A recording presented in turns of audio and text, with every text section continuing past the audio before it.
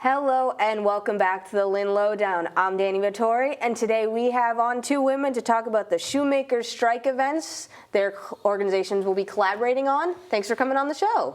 Thank you, Danny. Thank you for having us. Would you mind just introducing yourselves and the organizations you're involved with? Sure. My name is Lisa Connolly. I'm the Executive Director of the Lynn Home for Women down on Broad Street, providing affordable housing for women and now men for 112 years.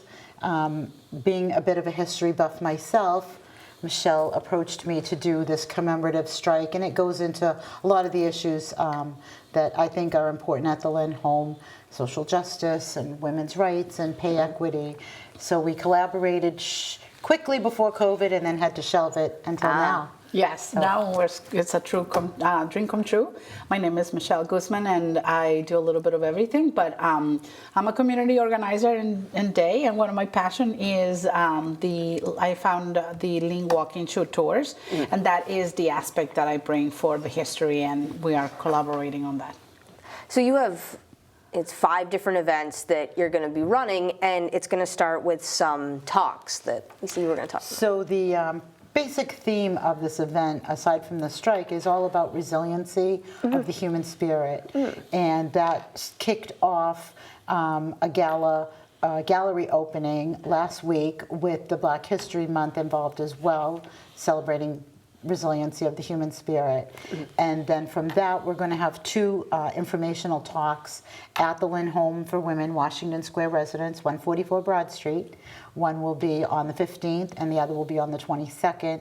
The 15th, we'll be talking about the history of the Lynn Home and the women who founded it. And on the 22nd, Michelle will be talking about the strike. The strike. And then I guess the cherry on the cake is about an enactment. First of all, we're going to start with a walk, symbolic walk, coming out from the residence that is on Broad Street. And we're going to walk with pans and what is it? Pots and pans? Pots and pans. Pots and pans. Make a lot of noise. And because we're celebrating resiliency, but then also advocacy, equal pay. That's kind of like a little bit of the heart of that.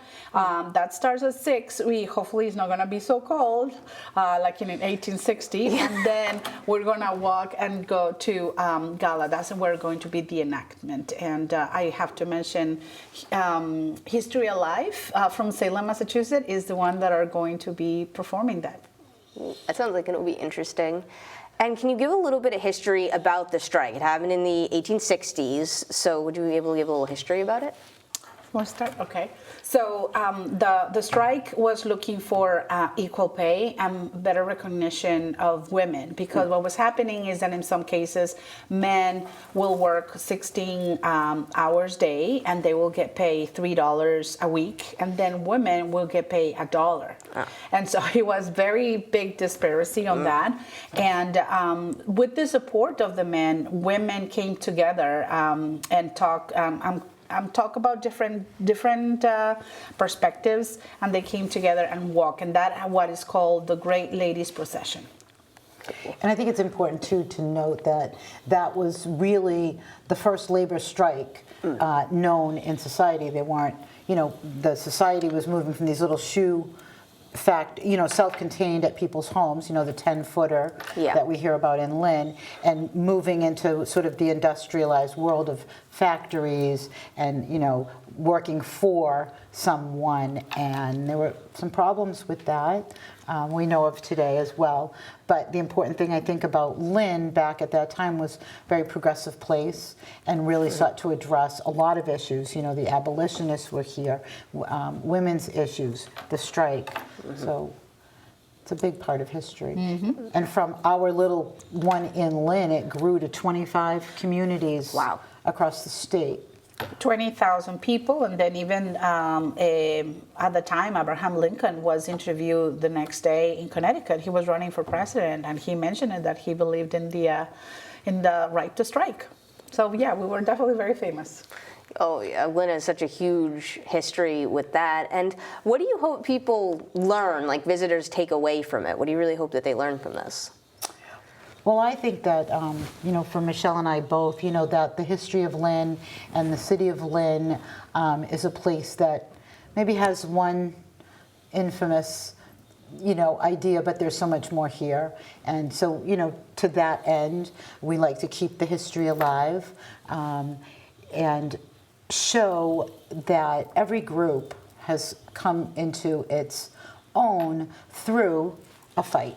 Resiliency. Yeah, The resiliency of the standing. And also about the conversations, how these women, we have different people of women where married women, they didn't want to be a troublemaker because they could be isolated, or single women, right? That women that were at the Lynn home for women, they will be single, and then what first generation, or they just come in. So all these different things were logistics and dynamics, and they still came together, and then we still see it. We're still fighting for equal pay for women. So that's the also embrace our history, embrace our culture, and also the advocacy of social justice. And you've talked a little bit about the Lynn Home for Women. It was founded over 100 years ago. What was its original purpose for being founded? Its original purpose was for safe and appropriate, that's what they used to call it, housing for women who were coming into the city to work in the factories. You had a big influx in the late 80s and the early 1900s to come, there was a lot of factory work, and women didn't have too many options. So coming into the city, working at a factory, at one time, boarding houses like ours were owned by the factory. So interesting setup, but it was safe. It was appropriate. There were rules. The women were not, on their own, so to speak, as was not accepted back in the day. My ladies will go to church. the proper, it's funny how they used to say the proper way of doing it. And so also I think that up to now, the Lynn Home for Women provides that to the community. So I really think this resiliency of the strike, along with what Lisa represents in that organization, just come together. And you mentioned, you briefly talked about it before COVID, that things shut down, things really stopped. What made you both come back to this and say, we're going to do it, we got to get it done?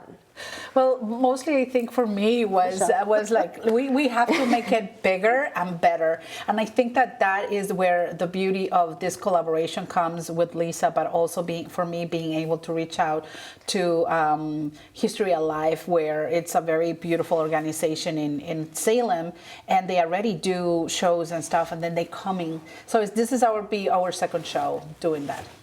Oh, so this has been done before? Yes. That piece? Yes. That piece of it. And I think, for me, wanted to highlight the history of the Lynn Home, because I think it's fascinating and a wonderful place. But also, to create more unity. Peace starts at home, and we could use a lot more unity in the world today, and talk about how, we all might have come from a different place, but we want a central theme. And immigrants, different fluctuation. Back in the day, 1860, we were like from the old country, from Europe, mostly from Ireland, and then this other part of the old world. And now we see a different one. But it's about that spirit of resiliency that is also bringing us together, and celebrate that together. Well, bringing people from different backgrounds, different cultures, different everything to this central point. It was a great moment in history in Lynn, so let's embrace it and let's come together for that. And I'll ask you a little bit about the walking tours that you do, the shoe ones. When did you start those, and how did you grow it into this? I grow it precisely from my desire to share the history of Lynn, and I'm very lucky because in downtown, this beautiful mural that was done in 2014, the stories of Lynn, we have everything there, and so that's kind of like where we start now, is the Frederick Douglass Memorial Park, which is beautiful, and then from there I have a lot of things coming together. So yes, I designed, created, and created the narrative for that, and it's mostly focusing on the heritage and the social justice. So even though we're known as the shoe capital of the world, which I'm gonna debate, Italians and French from the old world, they're gonna probably say, what? It's definitely probably the new world, but yes, and then so we go through the season, so now that our next season will be in spring. Great. And I'll be wrapping it up in a moment, but is there anything that I didn't ask about or anything else you wanted to mention about the events or what's happening? The events are free.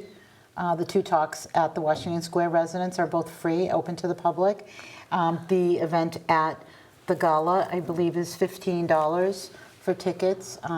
Very worthwhile and affordable pricing. Definitely affordable, and you can get tickets on Eventbrite, or you can go and look for me on the Facebook page from Lynn Walking Shoe Tours. 15 for seniors and 18 regular price, but again, it's affordable, and then it's just a little small contribution for this event logistics and getting all things together.